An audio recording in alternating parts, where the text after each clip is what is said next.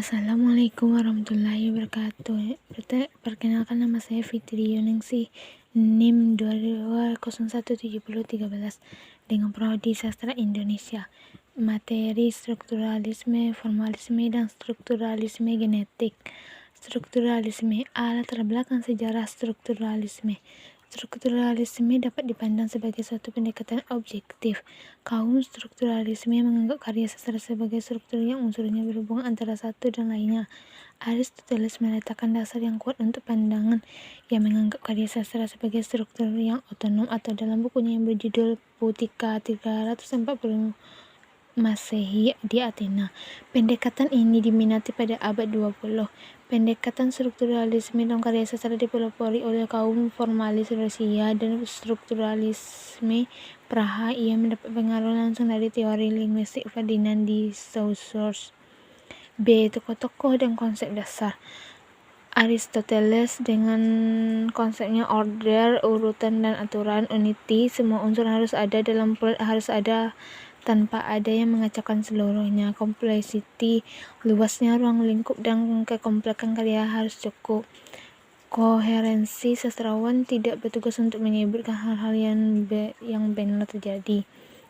Ferdinand, linguistik merupakan ilmu yang otonom. Kaum formalis, tokoh-tokoh kaum formalis yaitu Jokosov, Shklovsky, Erechenbaum, Dizenov.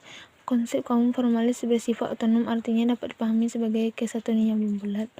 Hakikat strukturalisme. Strukturalisme merupakan salah satu pendekatan kesusastraan yang telah menekankan pada kajian hubungan antar unsur pembangunan karya yang bersangkutan.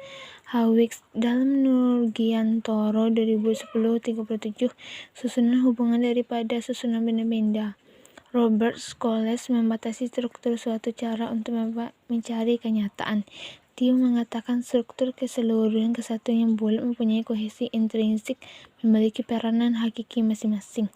Struktur adalah suatu organisasi menyeluruh organ yang bagi-bagian yang saling berhubungan secara fungsional, artinya memengaruhi, saling menentukan makna, dan hanya bermakna di dalam kesatuan. Tujuan strukturalisme. Menurut Nurgiantoro 2010-37, pada dasarnya analisis struktural bertujuan untuk memaparkan secermat mungkin fungsi dan keterkaitan antara berbagai unsur karya sastra yang secara bersamaan menghasilkan sebuah kemenyeluruhan, mengaitkan hubungan antar unsur tersebut. Prinsip dasar pendekatan struktural menurut Theo 1984 adalah sebagai berikut. Pendekatan bertujuan untuk membongkar dan memaparkan secermat mungkin keterkaitan unsur-unsur karya sastra yang membentuk makna menyeluruh atau universal. Pendekatan struktural tidak menjumlahkan unsur-unsur dan lain-lain. Kelemahan mengabaikan sejarah dan sosial budaya yang mengitari karya sastra. Keuntungannya memegang teguh kelengkapan, keterjalinan struktur, dan otonomi karya sastra.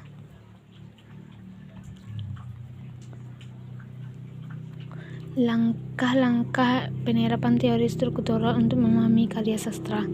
Mengidentifikasi, mengkaji, dan mendeskripsikan fungsi dan hubungan antar unsur instruksi fiksi, mendeskripsikan unsur intrinsik, contohnya plot, tokoh pendokohan, latar, sudut pandang, tema, dan amanat.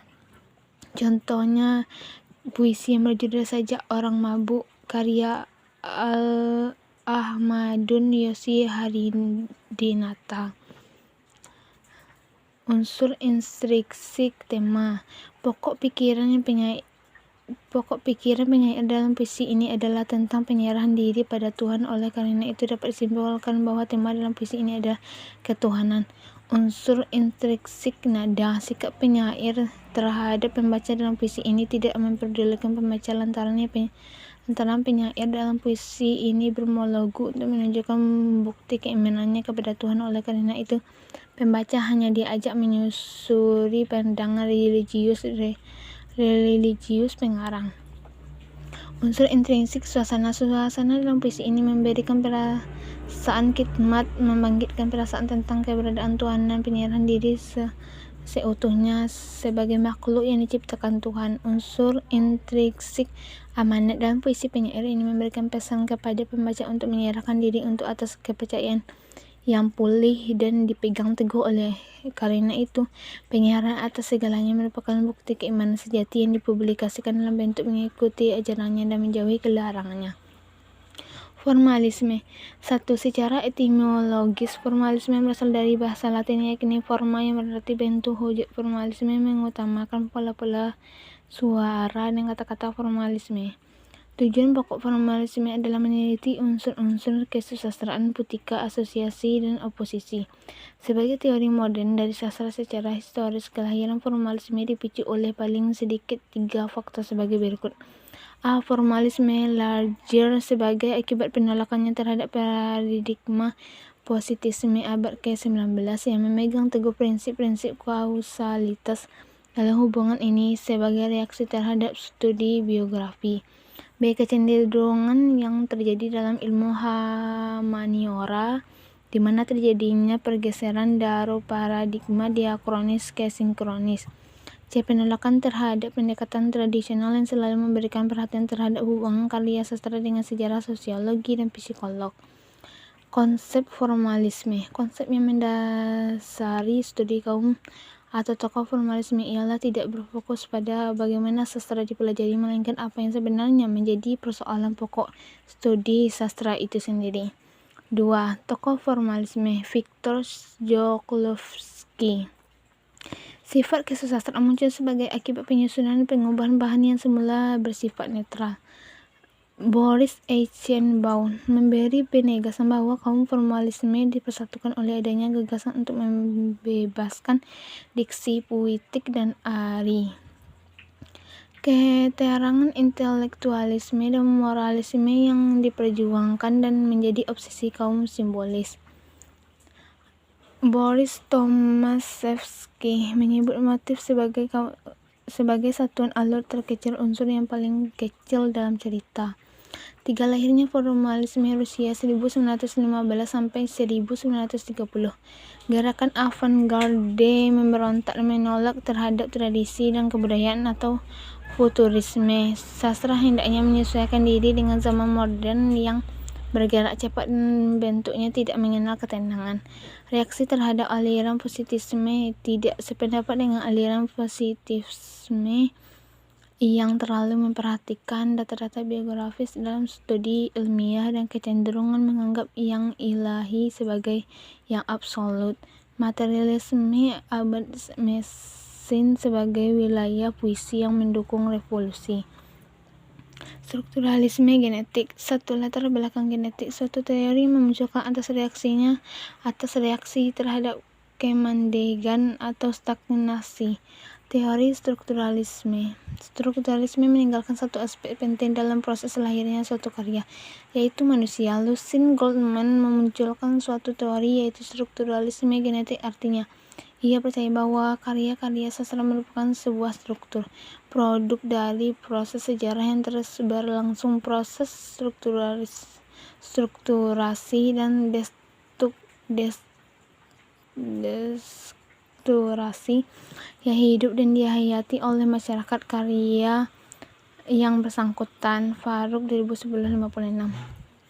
2. Konsep dasar strukturalisme genetik. A. Fakta kemanusiaan. Landasan ontologis dari strukturalisme genetik. Segala aktivitas atau perilaku manusia baik verbal maupun fisik. Subjek kolektif yang mampu menciptakan fakta-fakta sosial. C. Pandangan dunia homologi, strukturasi, dan struktur. Goldman percaya pada adanya homologi antara struktur karya sastra dengan struktur masyarakat, sebab keduanya merupakan produk strukturasi yang sama. 3. Struktur karya. Karya sastra merupakan produk struktural dari subjek kolektif seperti dikemukakan di atas. Goldman mengemukakan dua pendapat mengenai karya sastra merupakan ekspresi pandangan dunia secara imajiner. Dalam usahanya mengekspresikan pandangan dunia itu, pengarang menciptakan semesta, tokoh-tokoh, objek-objek, dan relasi-relasi secara imajiner. 4. Dialektika, pemahaman dan penjelasan.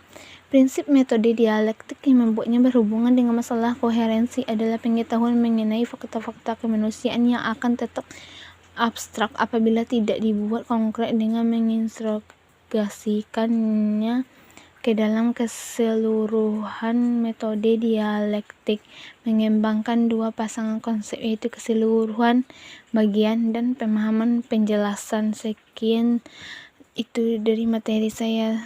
Assalamualaikum warahmatullahi wabarakatuh.